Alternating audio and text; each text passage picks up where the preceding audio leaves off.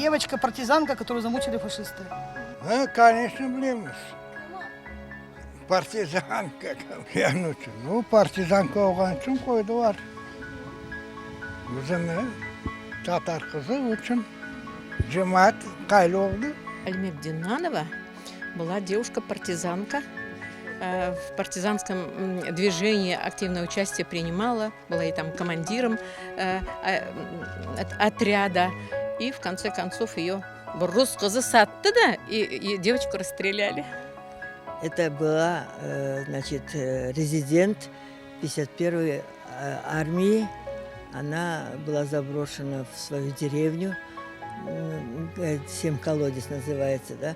Заброшена была в свою деревню, а там она организовала подпольную организацию среди своих родственников. Ее везли в Симферопольскую тюрьму, и там до такой степени истязали, что просто потом не было возможности даже ее узнать. И за 3 или 4 дня до прихода Красной Армии ее там расстреляли.